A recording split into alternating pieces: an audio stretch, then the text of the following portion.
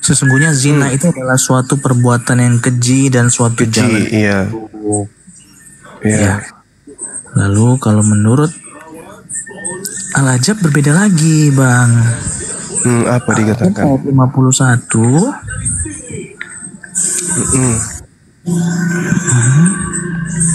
Dibilang di sini, kamu boleh menangguhkan, menggauli siapa yang kamu kendaki di antara mereka. Dan menggauli siapa yang kamu kendaki, dan siapa yang kamu ingini untuk menggaulinya kembali dari perempuan yang telah kamu cerai, maka tidak ada dosa bagimu. Yang demikian itu adalah lebih dekat untuk ketenangan hati mereka, dan mereka tidak merasa sedih. Yang penting gak sedih, dan semuanya rela dengan apa yang telah kamu berikan kepada mereka. Yang penting sama-sama rela. Dan Allah mengetahui apa yang tersimpan dalam hatimu, dan adalah Allah Maha mengetahui lagi Maha penyantun. Lalu itu kontradiksi yang pertama. Ada lagi kontradiksi selanjutnya bahwa bentar, satu-satu Bang Nona satu-satu, biar Gurunda jawab dulu yang pertama ini, hujah yang ini ya, satu-satu. Silakan Gurunda. Masih sekalian, jadi saya sekalian satu aja. Ini soalnya ada satu lagi, bahwa kalau di dalam Islam itu nggak ada paksaan, ya kan? Al-Kafirun ayat 6, bagimu agamamu. Bisa belajar Islam dengan kayak begitu, Bang. Ya. Islam itu nggak dipelajari dengan teknik Anda. Umat Islam nggak begitu cara belajar Quran. Silakan, Bang. Oke. Nggak usah dia, Pak. Yang tadi aja. Jadi silakan. Anda itu harus mengkaji Quran sesuai dengan kaidah ilmu Quran.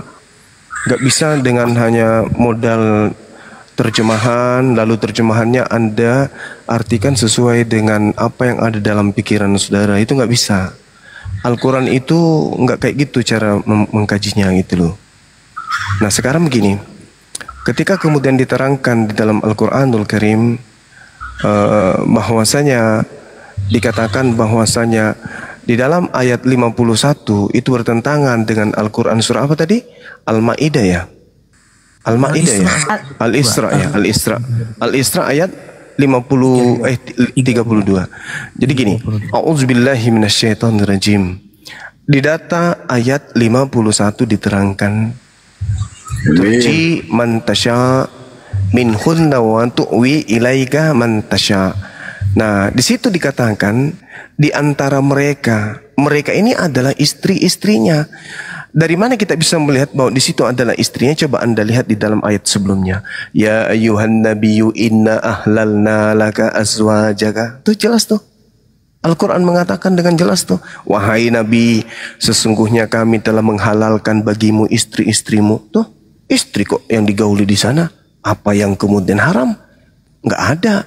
Sementara kalau kita lihat dalam Al-Isra ayat 32, wala taqrabuz zina, dan jangan engkau mendekati zina.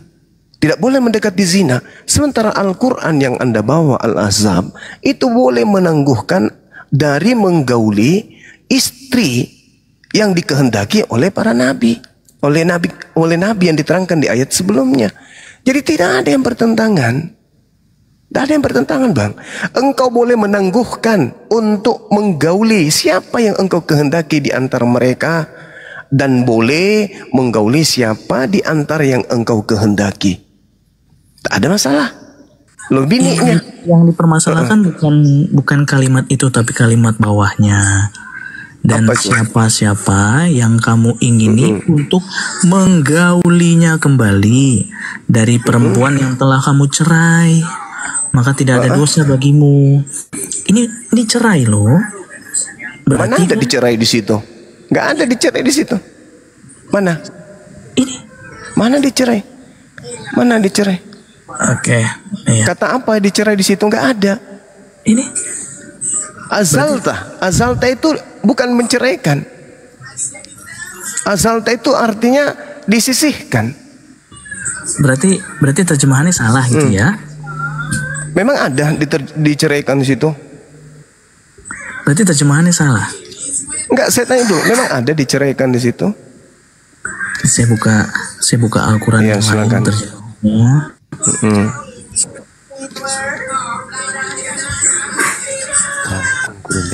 Assalamualaikum. Ya. Assalamualaikum. Ya, waalaikumsalam. Misionaris ini Gurunda, misionaris.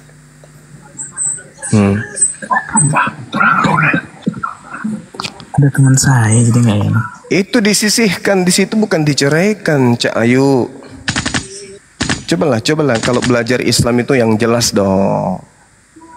Yang jelas dong. Jangan hanya bisa menipu dengan mempretelin terjemahan, kan nggak bagus. Kami orang Islam nggak bisa di. Ya? Loh, bahasa Arab dari menceraikan apa? Ayo, saudara. Lalu terjemahan yang benar yang mana, Bang? Kan disisihkan. Jadi terjemahan yang benar yang mana? Maksudnya Al-Quran. Kalau cerai itu, saudara, bahasa Arabnya cerai itu apa? Sedangkan yang diterangkan di sana itu bukan cerai, bukan kata cerai yang muncul di situ. Jadi saudara nggak bisa kemudian menerjemahkan Al-Quran itu seenak perut. Umat Islam nggak bisa dibodohin dengan teknik Anda, susah. Umat Islam itu adalah orang yang benar-benar memahami Al-Quran, lalu mengajarkan Al-Quran. Bukan seperti yang Anda lakukan sekarang ini. Anda mencoba untuk menerjemahkan, mentafsirkan terjemahan dengan kata disisihkan. Itu bukan cerai. Kalau cerai itu bahasa Arabnya talak. Ada enggak kata talak di situ? Kan tak ada. Di situ dikatakan apa? Azalta. Azalta itu menyisihkan, artinya gini.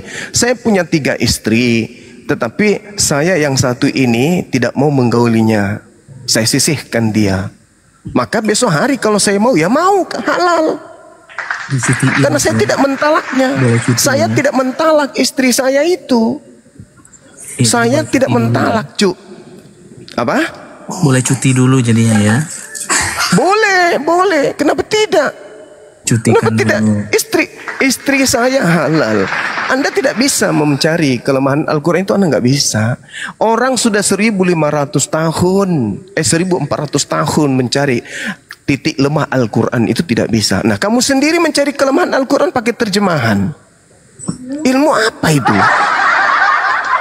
Apa itu? Kamu siapa rupanya?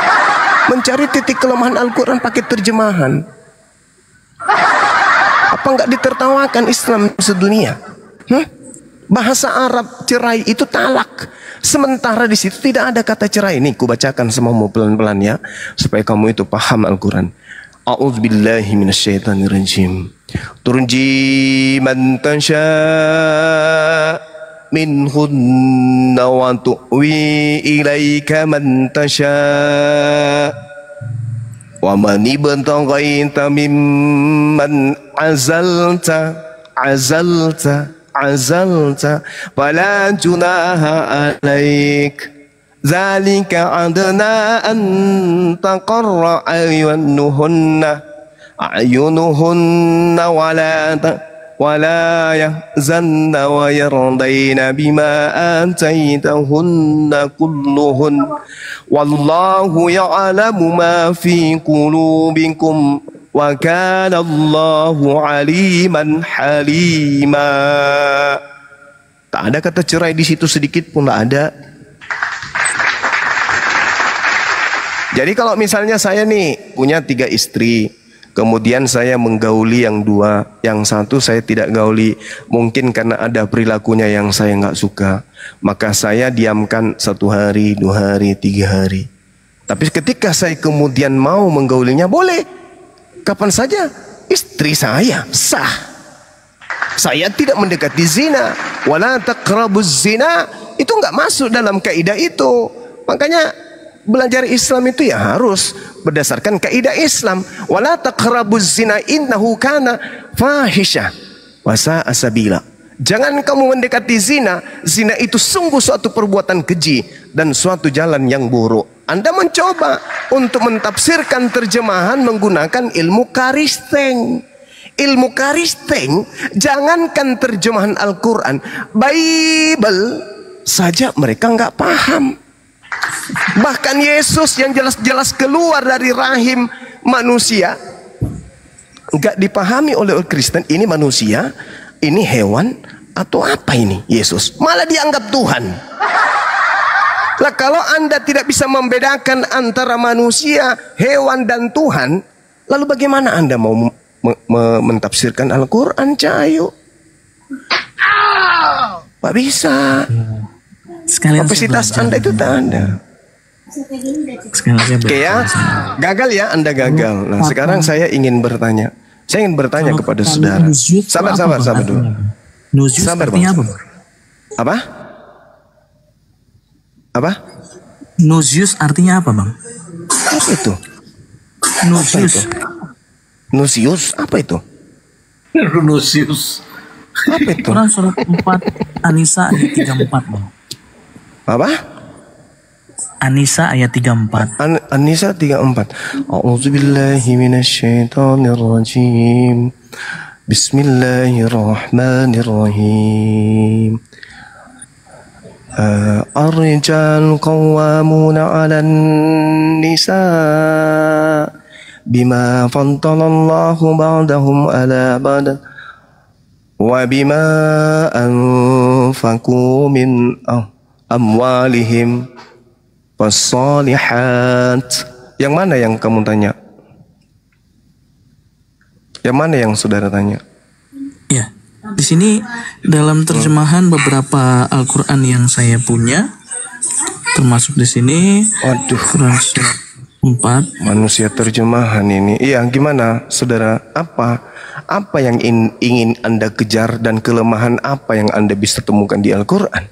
Gak ada. Kalau Anda menggunakan akal membahas Al-Quran, Anda gak akan pernah bisa.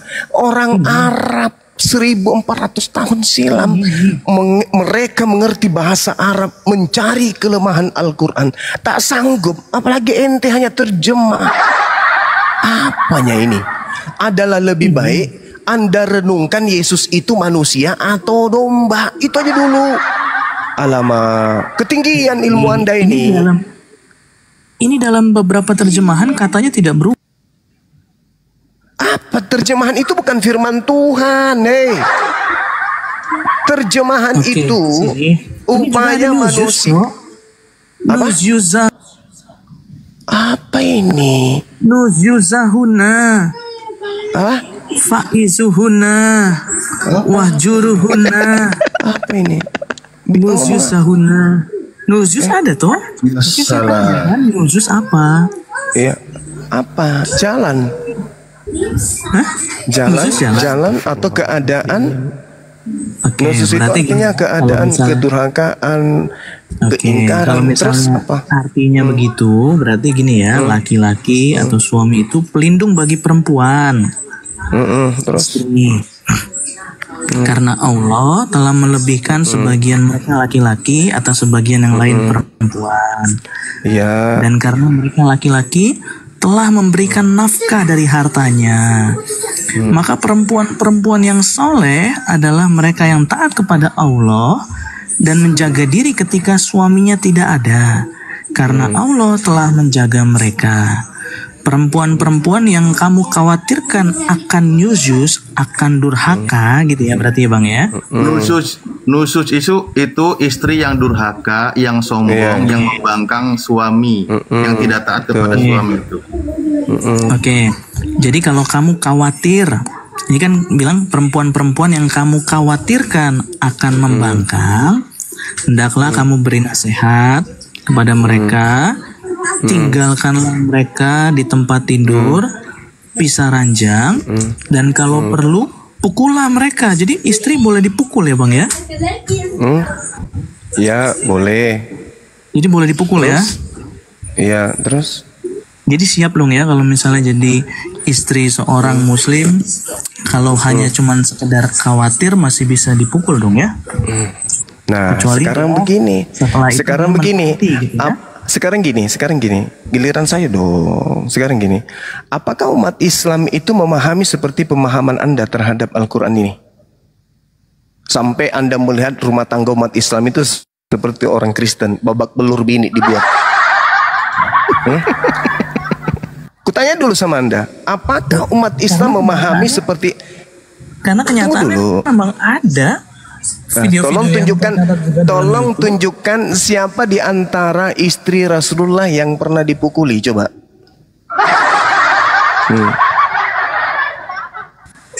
Tapi kalau memang nggak penting, kenapa harus diturunin ayatnya? Bukan nggak penting. Sekarang begini, yang paham Al-Quran itu Anda atau umat Islam? Berarti intinya boleh dipukul istri. Ya sekarang nggak, kutanya dulu sama Anda. Yang memahami kemudian Al-Quran itu Anda atau umat Islam? Ya, Al-Quran kan diterjemahkan supaya kalau yang nggak bisa lihat terjemahan. Nah gitu ya. Terus Al-Quran itu dipakai untuk mengkritisi Quran gitu? Al-Quran dipakai untuk mengkritisi Quran. Iya. Ya. Kalau dikatakan firman Allah nggak perlu dikritisi dong seharusnya.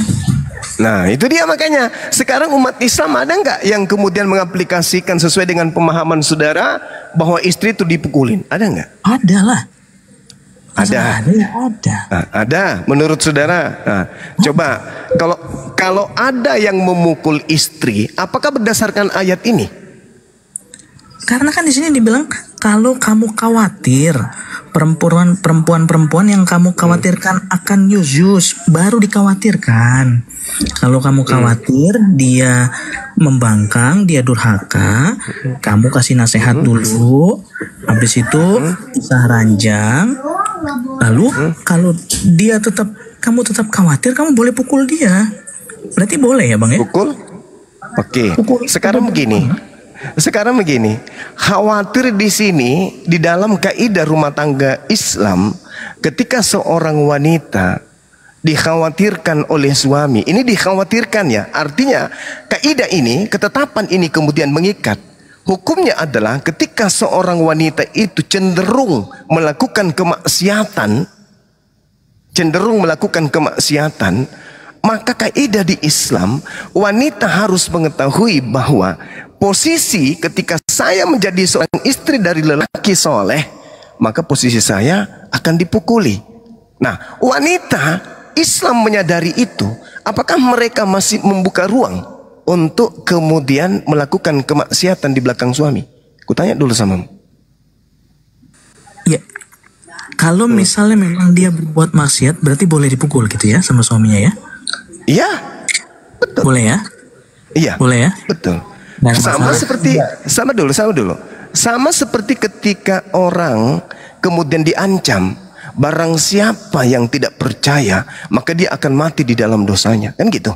Bahkan kalau Anda melihat dalam kaidah pengajaran Nabi Musa terhadap kaumnya yang masih ada terjemahannya di dalam kitabmu, wanita yang tidak perawan diapain? Dibunuh. Dinikahi pada malam pertama ternyata dia tidak perawan, diapain? Dibunuh. Itu kaidah dalam sebuah agama yang diwahyukan oleh Allah. Jadi kalau ada seorang istri kecenderungan kemudian melakukan satu kemaksiatan, semisal berzina dengan seorang laki-laki sementara dia punya suami, maka apa ancamannya? Pukul. Wanita soleha ketika sudah mengetahui kemudian kadar hukum Tuhan ini, masih mau melakukan perzinahan? Ya tidak dong. Makanya seorang suami itu diperintahkan untuk menjaga keluarga. Ya ayyuhalladzina amanu qu anfusakum wa ahlikum. Jaga istrimu. Maka istri ini harus dijaga. Mama, ya Pak, jangan sampai loh ya, aku melihat ada tanda-tanda kamu suka sama pria itu. Jangan sampai. Jangan sampai abah ini mukul loh. Iya Pak. Istri soleha disampaikan seperti itu. Bukan seperti yang kau bayangkan rumah tangga seorang Kristen, lalu hukum Islam yang ingin kau dudukkan di sana. Seorang pendeta, ya, siang malam mengemiri istri, benjol sana sini, ya. Banyak yang saya kemudian reaksi 1-2 bulan yang lalu, seorang pendeta menzalimi istrinya dengan pukulan maut setiap saat. Itu jangan kau dudukkan rumah tangga Kristen di Islam, enggak. Rumah tangga Islam itu diatur sedemikian rupa. Itu yang perlu kamu pahami. Artinya sama seperti jangan kau menyembah ilah lain. Sebab kalau kau menyembah ilah lain, ku masukkan kau ke dalam neraka. Apa bedanya? Di Islam begitu. Kalau kau berzina, kau main zerong, aku punya hak untuk memukul dirimu. Apa yang terjadi? Istri nggak main zerong, takut dipukul sama istri. Ya kalau di agamamu, ayo, boleh cerai asalkan apa? Berzina. Berarti ada nggak ancaman? Kutanya dulu sama kamu. Ya? Kutanya, oh iya harus taat kepada suami. Ya? Yes, bukankah di dalam kitabmu dikatakan takutlah kepada suamimu seperti kamu takut kepada Tuhan? Ya, betul. Tapi bagi suami juga dikatakan bukannya habis itu suaminya pukulin istri. Di dalam Alkitab tidak ada. Alkitab mengatakan, hai suami-suami, kasihilah istrimu. Ya, begitu. Kasihilah istrimu. Kalau dia berzina, menurut Alkitab ya kasihi, tidak dipukul. Kalau berzina juga? Ya iya, Alkitab tidak mengajarkan bagus. dipukul. Ya, udah. Oke, bagus. Jadi tolong perhatian saudara-saudara Kristen dimanapun berada. Saudara kita ini mengakui, diam dulu, agama binatang, diam dulu. Jadi menurut saudara ini, kalau istri seorang suami melakukan persinahan, itu dikasihi sama istri sama suaminya. Nah, ini rumah tangga yang bagus nih di Kristen ini. Itu rumah tangga yang bagus di Kristen. Di Kristen, seorang wanita, seorang istri yang selingkuh itu dikasihi sama suaminya. Pantas aja mereka hidup seperti binatang. Ternyata istri-istri yang berzina itu dikasihi. Tepuk tangan untuk Kristen, tepuk tangan. Iya, memang Kristen agamanya kasih kok. Iya, betul. Jadi Kristen itu kasih. Kalau istri selingkuh, dikasihi, disayang. Mama, hari ini berapa laki-laki yang nindurin mama? 3, Pak. Istriku sayang, mantap kali lah kekristenanmu ini. Mama udah coba nggak laki-laki yang kontrakan baru di sebelah rumah kita yang kekar badannya? Udah, Pak. Oh, batangannya hebat, Pak. Oh, keren. Kalau Papa mah cuma 2 kali goyang muntah. Dia kuat, Pak. Gimana dong, Pak? Ya udah lanjutin aja. Oh, istriku yang paling baik, sayangku. Izinkan Bapak pergi kerja lagi cari duit untuk Mama ya. Nanti selingkuhnya sama yang muda-muda juga ya, Ma. Iya, Papa. Iya. Papa. Iya, Ma. Boleh nggak aku selingkuh sama anak tiriku, anakmu dari istri pertama? Boleh kok, Ma. Boleh, sayang. Boleh. Asalkan suaranya yang pelan ya. Jangan sampai ketahuan sama kambing. Itu ajaran setan, ajaran Kristen begitu. Kalau itu kan justru istrinya sakit, Bang. Kalau itu kan terima kasih sudah mengakui. Ternyata di Kristen selingkuh istri itu boleh. Terima kasih sudah mengakui. Baru malam ini ada seorang Kristen yang betul-betul Kristiani berdasarkan ajaran Kristen. Hai istri, tunduklah kepada suamimu seperti kepada Tuhan, karena suami adalah kepala istri sama seperti Kristus adalah kepala jemaat. Dialah yang menyelamatkan tubuh. Jadi sang istri kemudian kalau dia selingkuh atau dia bersetubuh dengan kuda, sang suami mengasihi. Terima kasih. Aku tidak sanggup lagi mendengarkan ocehanmu. Silakan Anda turun, Anda ke gereja. Dan kalau saya punya pesan, beli kondom, perbanyak kondom di rumah Anda supaya istri Anda tidak kena AIDS. Oke? Tak sanggup aku mendengarkan. Ternyata di Kristen istri boleh selingkuh. Dan kalau dia selingkuh, dikasihi katanya. Kalau istri boleh selingkuh, suami nggak boleh ya? Istri aja boleh, apalagi suami. Pantasan biar tai lalatnya dihafal sama wanita lain. Niatnya ingin menghujat Islam, ternyata lisannya yang menuntun membuka aib agamanya sendiri. Di Islam saya sendiri mengatakan. Ya, apalagi? Silakan. Bang, mau nanya bang. Apalagi?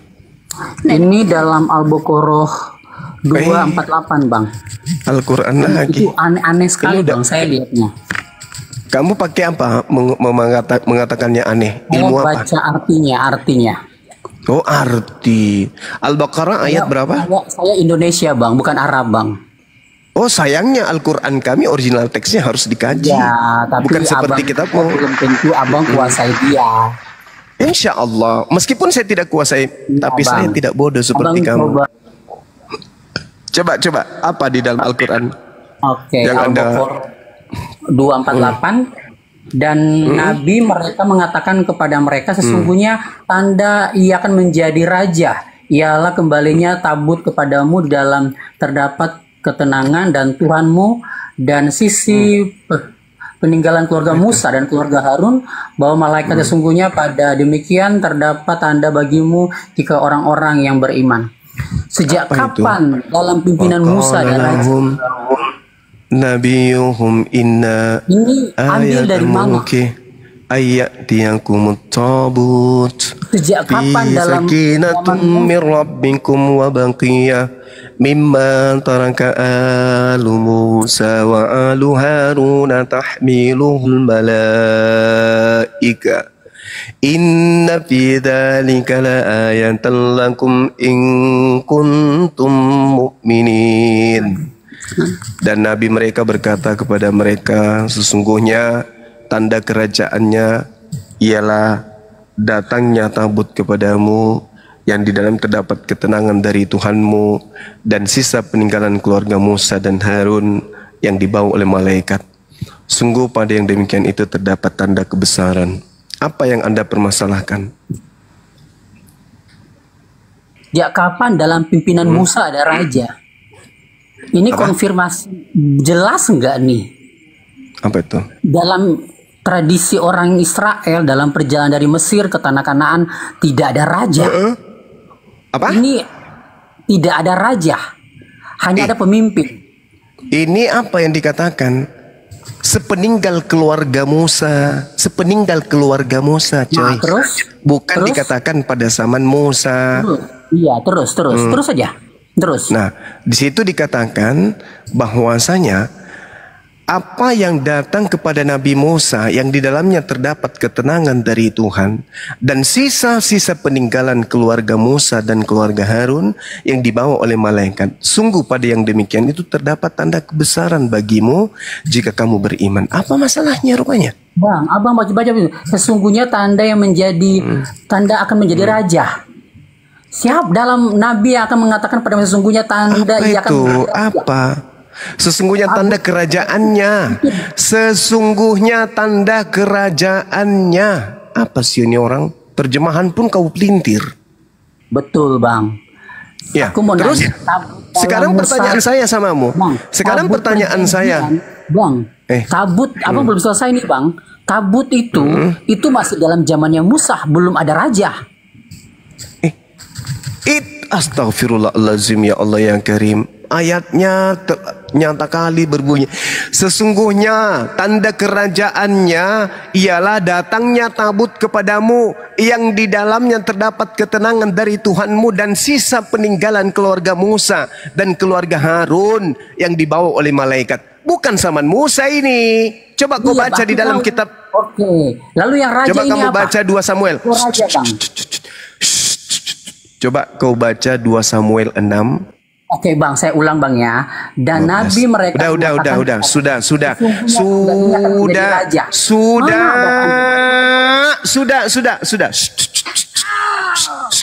Kebenaran Al-Quran terkait ayat ini kamu bisa baca 2 Samuel 6 nomor berapa? Nomor 1 sampai nomor 15. Bagaimana tabut itu datang kepada Nabi Daud alaihi salam.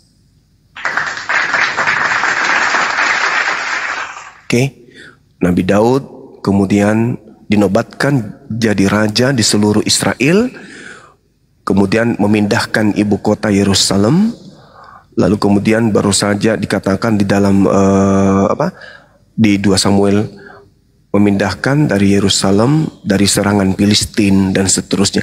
Kamu baca aja data itu. Al-Quran itu tidak pernah keliru. Cuman kapasitas dalam otak, dalam kepala Anda itu tak ada. Al-Quran menjelaskan sudah sangat jelas kok. Wa kalahum nabiyuhum inna ayatam mulkih ayyatiyankumut tabut fihi sakinah min rabbikum. Nah, tidak sampai di situ. Wa baqiya mimma taraka alu Musa wa alu Harun tahmiluhul malaika. Artinya keturunan Nabi Musa, keturunan Harun itu sampai pada mereka tabut perjanjian yang diasalkan dari Nabi Musa. Dan betul 2 Samuel 6 menceritakan itu. Jangan bodoh terus napa, saudara Kristen ini? Apa sih Zuma? Maksud saya janganlah bodoh terus. Ya pintarlah. Sikit-sikit pintar napa. Jangan mentang-mentang yang kau sembah itu makhluk halus, roh-roh gelap. Ya otakmu gelap kan gitu bang. Zuma, kau pintar atau seorang bodoh Zuma? Kau bukan antara orang sebodoh-bodohnya saya bang.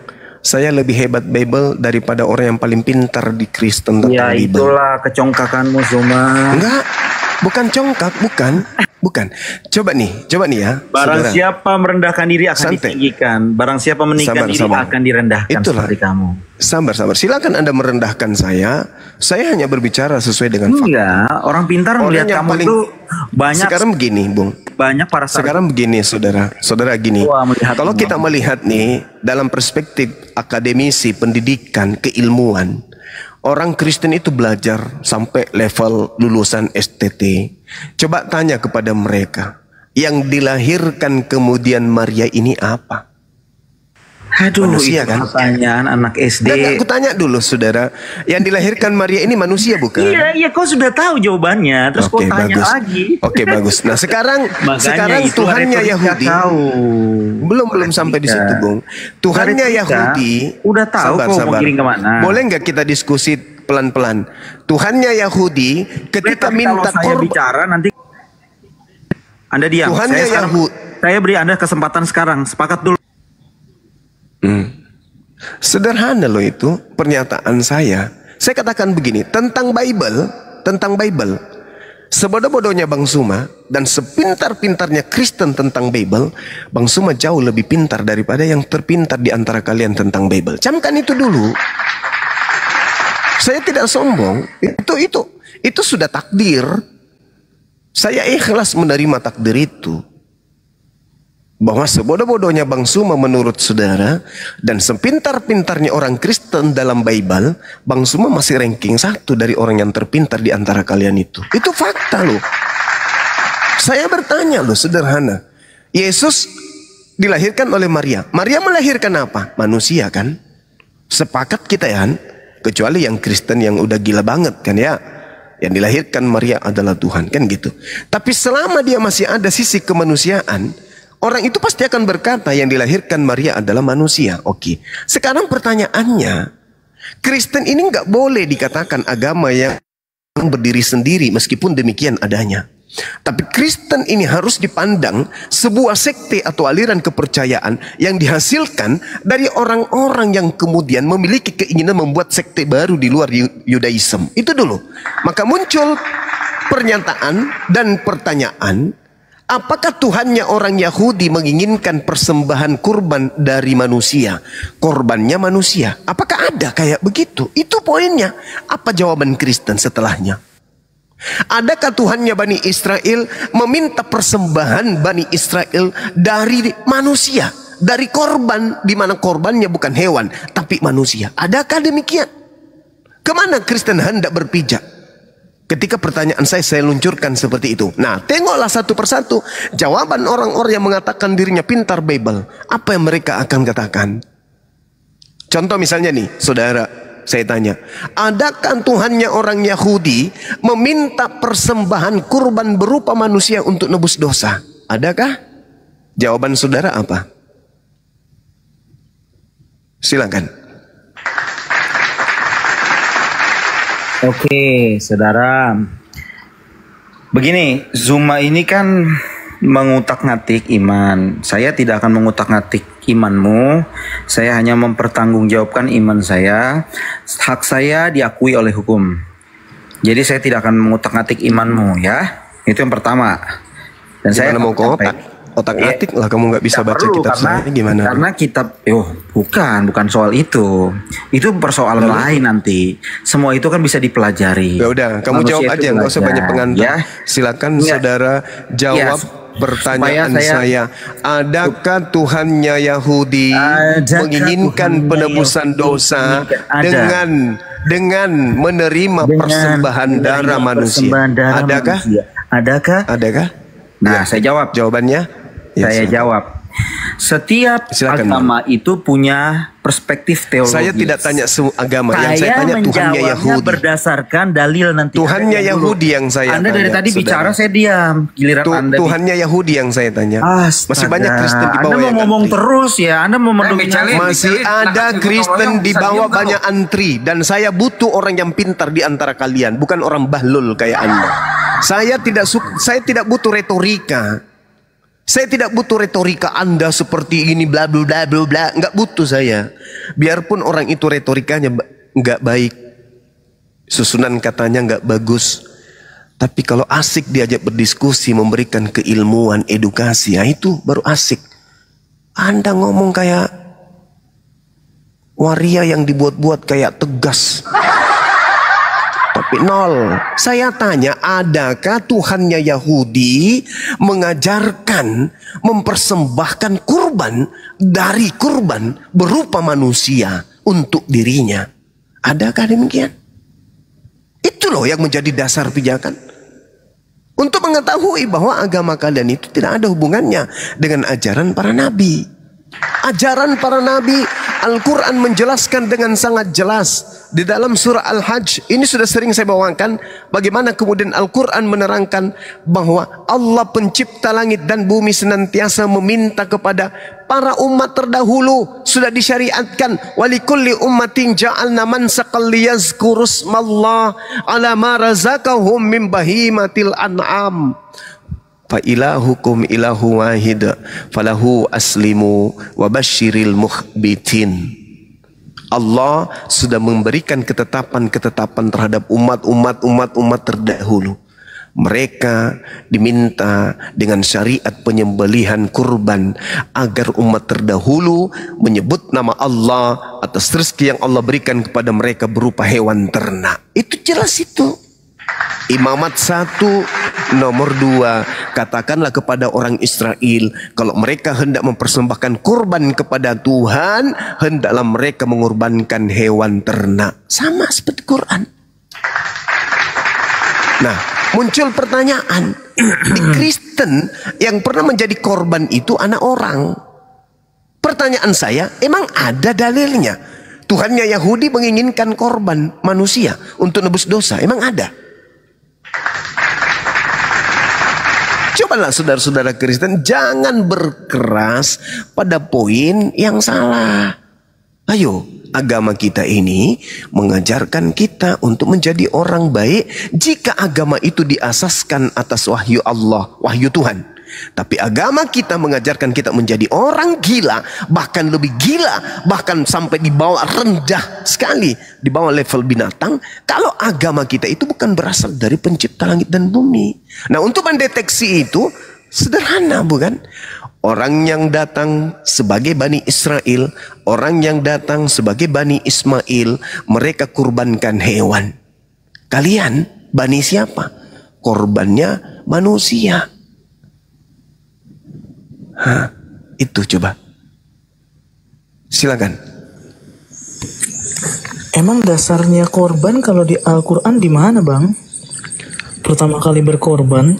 As-Saffat, Al-Quranul Karim menjelaskan Allah. As-Saffat ayat 101. Allah kemudian bukan 107 insyaallah. Ya, 101 aja Bang bacanya. Iya silakan. Dari 100 boleh. Ya silakan. Silakan. Silakan baca. Saya bacain. Iya dong. Anda kan bawa Al-Quran. Berarti kan Anda sudah bisa Quran. Silakan. Ya, di sini nih, ini saya baca ininya apa ya? Saya baca Iya kan Anda mana bisa Quran? Silakan. Oke. Ya Tuhanku, anugerahkanlah kepadaku seorang anak yang termasuk orang yang soleh. Maka kami beri kabar gembira kepadanya dengan kelahiran seorang anak yang sangat sabar. Lihat tulis ya namanya ya. Maka ketika anak itu sampai sanggup berusaha bersamanya, Ibrahim berkata, "Wahai anakku, sesungguhnya aku bermimpi bahwa aku menyembelihmu. Maka pikirkanlah bagaimana pendapatmu." Dia menjawab, "Wahai ayahku, lakukanlah apa yang diperintahkan kepadamu. Insya Allah engkau akan mendapatiku termasuk orang yang sabar." Jadi Ibrahim lagi mimpi. Maka ketika keduanya telah berserah diri dan dia membaringkan anaknya atas pelipisnya, lalu kami panggil dia, "Wahai Ibrahim." Ayat 105, "Sungguh engkau telah membenarkan mimpi itu. Sungguh demikianlah kami memberi balasan kepada orang-orang yang berbuat baik. Sesungguhnya poinnya aja langsung. Benar suatu ujian yang nyata." Poinnya aja langsung. Kamu yang bertanya, kamu punya yang melebar. Gimana anak sih? itu dengan seekor sembelihan yang besar. Nah, tuh, Jadi udah terjawab kan? Ya, poinnya berbeda antara apa yang dialami oleh Abraham di dalam Kejadian 22 dengan apa yang dialami oleh Ibrahim di dalam As-Saffat ayat 100. Nggak ada berbeda. Sekarang begini, poinnya gini. Bang. Dengar dulu. Ini ayat suci Al-Quran, bukan Bible. Iya. Jadi dalam ayat itu suci dibilangin Al-Quran, mimpi, Bang. Mimpi sama firman beda, Bang. Oh gitu ya. Kejadian 22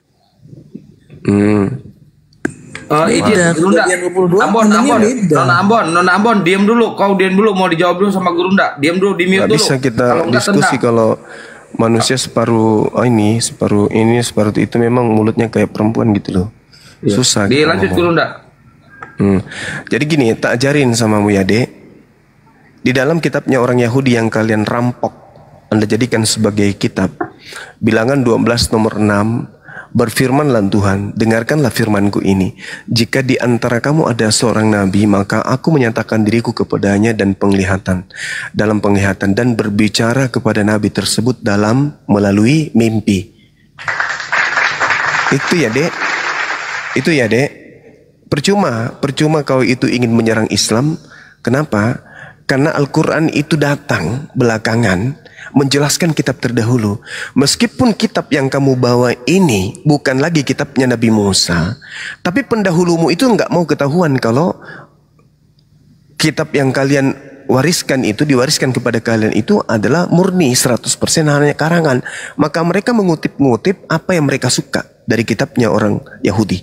Nah, itulah yang diterangkan Al-Quran. Bahwa Allah Subhanahu wa Ta'ala itu adalah sebaik-baiknya pembalas kejahatan. Muncul semuanya kan. Anda mengatakan Nabi Ibrahim mana ada mimpi. Nenek lu kiper. Kitabnya orang Yahudi menjelaskan. Berfirmanlah Tuhan, dengarkanlah firmanku ini. Jika di antara kamu ada seorang nabi, maka aku Tuhan menyatakan diriku kepada nabi tersebut dalam penglihatannya.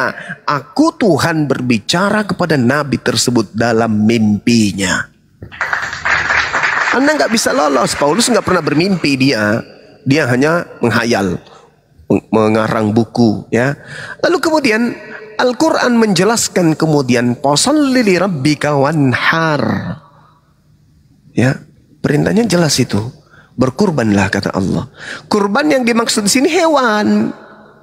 Karena Al-Quran sudah memiliki sebuah kaidah. Nabi Ibrahim alaihissalam wafadainahu bizibhin azim.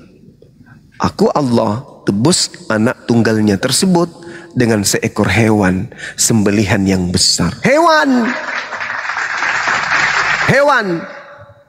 Jadi kalau ilmu belum ada, belum sampai kematangan ilmu, jangan coba-coba mengkritisi Quran. Nanti kamu mencari tepung.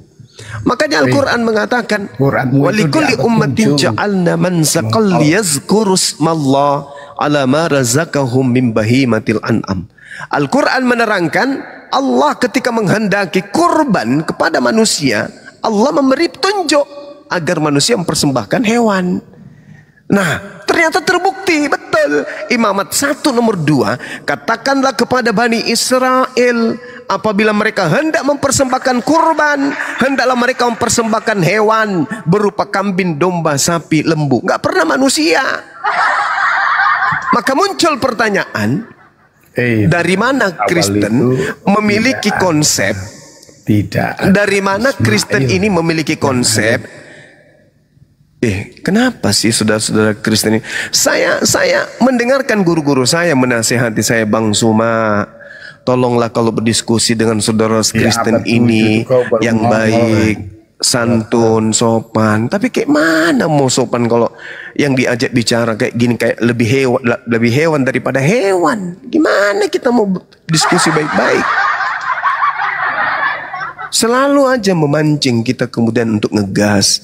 Padahal sudah diajak, mari kita diskusi santun, diskusi baik-baik. Tapi kalau modelnya kayak gini, pertanyaan saya loh dari tadi, ya, Tuhannya Bani Israel, Tuhan yang umat Islam sembah, mengajarkan sebuah kaidah mempersembahkan hewan ternak. Tuhannya orang Yahudi. Terserah. Yang saya katakan, Tuhannya Bani Israel mempersembahkan kemudian sebuah ajaran kepada Bani Israel untuk mengorbankan. Astagfirullahaladzim, ya Allah, ya ini tarik. Bisa diam dulu nggak Bukit? Lu ini kayak anak hasil gotong royong ya, nyerocos mulu. Diam dulu, diam. Nah, tenang. Orang Yahudi diajarkan oleh sembahannya untuk mempersembahkan hewan. Umat Islam diajarkan oleh sembahannya untuk mempersembahkan hewan. Orang Kristen mempersembahkan anak orang. Pertanyaannya, kalau yang datang kepada Kristen dengan konsep mengorbankan Yesus anak orang di atas pohon ini menebus dosa, itu berasal dari pencipta langit dan bumi, ada dong perintahnya di dalam kitabnya Yahudi. Ada pasti. Nah, kalau demikian adanya, kalau agama Kristen itu betul adalah agama yang betul, tentu ada kaidahnya di dalam kitabnya orang Yahudi. Nah, kalau ada, tolong tunjukkan dong pada saya. Itu loh yang saya minta. Ada enggak? Tuhannya orang Yahudi memberikan sebuah sinyal bahwa aku menghendaki darah manusia agar aku menghapuskan dosa-dosa manusia. Ada enggak? Tertulis di mana? Gitu loh. Supaya kita jangan dibodohi. Beritakanlah Injil kepada seluruh makhluk, tapi yang diberitakan hoaks. Orang masuk surga katanya kalau percaya ditebus oleh darah Yesus. Itu ajaran dari mana, Cak Ayu? Dari mana ajaran itu? Cobalah saudara-saudara Kristen, dari mana ajaran masuk surga melalui darah manusia? Itu ajaran dari mana coba? Kalau ajaran dari Paulus, ya, bahkan Paulus menumbalkan dirinya sebagai korban di dalam 2 Timotius 4 nomor 6, mengenai diriku, darahku sudah mulai dicurahkan sebagai persembahan dan saat kematianku sudah dekat. Ya, Paulus, oke. Tapi saya tidak sedang bertanya tentang Paulus. 1 Korintus 5 nomor 5, orang itu harus kita serahkan dalam nama Tuhan Yesus kepada setan sehingga binasa tubuhnya agar rohnya diselamatkan pada hari Tuhan. Iya, itu dari Paulus. 1 Timotius 1:20, di antaranya Himenius dan Alexander yang telah kuserahkan kepada setan supaya jerah mereka menghujat. Iya, saya sangat paham. Paulus mengajarkan mempersembahkan manusia kepada setan. Iya, saya paham. Yang saya tanya, adakah Tuhannya Yahudi mengajarkan mempersembahkan darah manusia untuk dirinya? Kalau Paulus mempersembahkan darah kepada setan, darah manusia, iya, Bang semua udah paham itu. Bang semua udah paham. Kristen didirikan Paulus, Paulus mengajarkan dia telah mempersembahkan manusia kepada setan. Paham saya? Ngerti saya? Nah sekarang kalau Kristen ini bukan dari setan, berarti dari Tuhannya Yahudi dong. Nah, ada nggak Tuhannya Yahudi menginginkan darah manusia terbayar untuk dosa-dosa manusia? Ada nggak? Setahu saya melalui ajaran Paulus, Paulus mempersembahkan darah kepada setan. Untuk apa? Untuk supaya mereka itu terselamatkan. Jadi darah dipersembahkan ke setan, darah manusia dikorbankan kepada setan supaya manusia itu diselamatkan. Dalil ada Bang Suma. Nah sekarang permasalahannya, Kristen ini adalah sebuah kekuatan dari barat yang menginginkan orang Indonesia menjadi pengikutnya dengan cara tipu-tipu, dengan cara kemudian mendirikan STT yang menghujat Islam, membuat sebuah lembaga Bible yang kemudian menggunakan istilah Islam agar umat Islam itu bisa tertipu. Nah sekarang permasalahannya, umat Islam nggak boleh tinggal diam aja dong. Umat Islam harus bangkit dong melawan. Masa mau mengimani agama yang mempersembahkan manusia sebagai tumbal kepada setan? Mana dalilnya? 1 Timotius 1:20. Di antaranya Hymenius. Hymenius ini adalah nama orang. Alexander ini juga adalah nama orang yang telah kupersembahkan kepada setan supaya jerah mereka menghujat. 1 Korintus 5:5. Orang itu harus kita persembahkan dalam nama Tuhan Yesus kepada setan sehingga binasa tubuhnya agar rohnya diselamatkan pada hari Tuhan. 2 Timotius 4:6. Mengenai diriku, darahku sudah mulai dicurahkan sebagai persembahan dan saat kematianku sudah dekat. Pertanyaannya harus muncul di sini dan harus ada jawaban yang harus sebagai pengikat untuk sebagai bahan penginjilan orang-orang Kristen. Adakah Tuhannya Yahudi menginginkan darah manusia sebagai penebus dosa manusia? Itu aja. Kalau tidak, berarti mohon maaf, saya harus mengatakan agama Kristen bukan dari Tuhan pencipta langit dan bumi. Tapi dari mana? Tanya aja Paulus. Paulus, ya paman, kau persembahkan kemana darah orang tersebut? Paulus menjawabnya dengan singkat, kepada iblis. Silakan Anda sanggah atau ada yang mau menambahkan dari sahabat Muslim. Baik, sebelum ke teman-teman Kristen, Gurunda izin mohon teman-teman dibantu subscribe channel YouTube saya yang baru ya, karena yang lama udah kena tombak.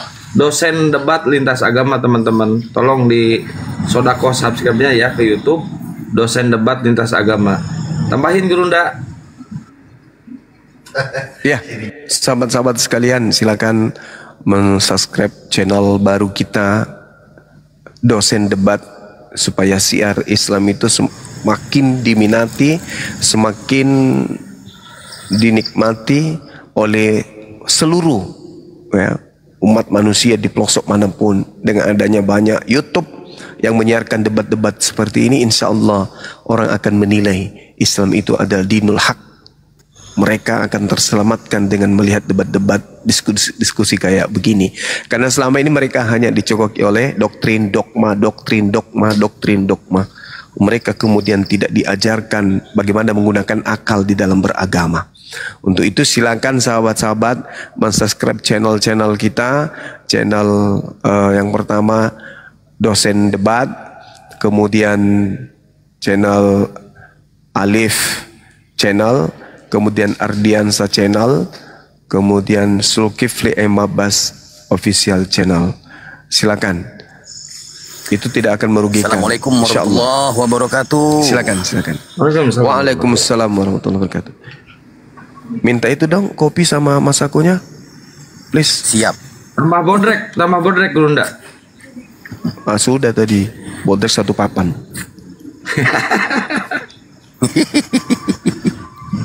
Ya, silakan Bang Kaisar. Siap, terima kasih host. Izin Abang dah. Izin semuanya ya. Jadi, yang untuk naik itu tolonglah jangan ada yang namanya selembek tulang yang kayak di presto gitu ya. Yang naiknya yang tegas-tegas gitu naiknya ya. Saya ingatkan untuk kalian penyembah raket nyamuk, naik di sini tuh jangan ngamuk-ngamuk, diskusi jangan berisik dan buat pusing. Itu congor atau knalpot racing. Kita suka lawan diskusi akademis dan kompeten, bukan kelas jemaat oten yang impoten. Jika bertanya, berisi dan bermakna, dan jika menjawab pakai dalil dan data. Sekali lagi, teman-teman ya, saya ingatkan, bismillahirrahmanirrahim. Untuk teman-teman viewer di bawah yang sangat baik ataupun pura-pura baik, serta manusia yang beriman, juga manusia yang masih mencari keimanan. Saya, Kaisar Nero, menyiarkan langsung dari frekuensi Roh Kudus 3,1 Sungai Jordan FM. Dengan saya Ketua Dewan Pimpinan Pewarta Bukit Golgota. Kencangkan tap-tap layarnya teman-teman, agar akun kita kuat dan anti report. Dan jangan lupa follow akun host narasumber di atas. Juga jangan lupa ya, sisihkan waktu kalian dan sedekahkan untuk subred channel-channel YouTube Dosen Debat Lintas Agama, Zulkifli M. Abbas, dan lain-lainnya ya teman-teman ya. Sekali lagi, saya ingatkan untuk narasumber Tritung, Protestan, Katolik, Warnes, penyembah knalpot Mio yang menuhankan pelak Pajero, kalau naik diskusi bawa otak dan akal, akademis dan duduk manis. Sebelum bernarasi tampilkan dan gunakan dalil data sesuai dengan tekstual. Boleh merujuk ke teks original. Kalau ditanya konsep Tritunggal, jangan kau jawab dengan kasur guling bantal. Pembahasan di sini penuh edukasi, pembelajaran bermutu dan berisi, bukan opini dan bukan asumsi imani. Karena kita kasih paham, kami API. Jangan menjual isi biblos dengan dogma doktrin sejengkal, karena isinya bisa jadi produk gagal. Awalnya ajaran kasih, akhirnya cerita nakal. Boleh terangkan sesuai paradoks, tapi terima kenyataannya jika ketaboks. Viewer di bawah bosan dengerin narasumber yang bodoh, karena lebih asik membaca majalah bobo. Kalau sudah mau nyerah dan teler, mendingan kau turun dan baca majalah populer. Kalau cuma mau doktrin, dogma, khotbah, mendingan diam nyimak jadi berhala. Atau nongkrong saja di rest area. Catatan perlu digarisbawahi, diskusi jangan tantrum, kesurupan, serangan jantung, gangguan kejiwaan. Harap diskusi dan bantah dengan dasar menggunakan dalil dan data. Paparkan dengan baik, narasi, literasi, kolerasi, komparasi. Tidak menggunakan diksi-diksi, asumsi, terasi, kontrasepsi, cekcokologi, apalagi geoblokologi. Ingat, narasumber memberi dedikasi, viewer di bawah mendapatkan edukasi. Diskusi tanpa pakai urat, tanpa hujat menghujat. Cukup diingat, tanpa ajaran sesat, inspiratif, tidak mengenal kontradiktif, dan pastinya bukan provokatif. Selamat datang di kebenaran bagi yang menerima, dan tetap bingung buat kalian yang masih kuar-kuar seperti mencari ketiak ular. Sekian, terima gaji, stay tune.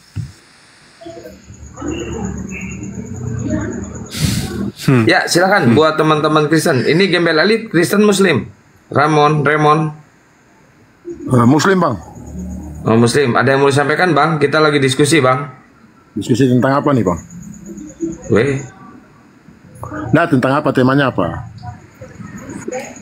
Ya ini Ramon. Muslim apa Kristen Ramon?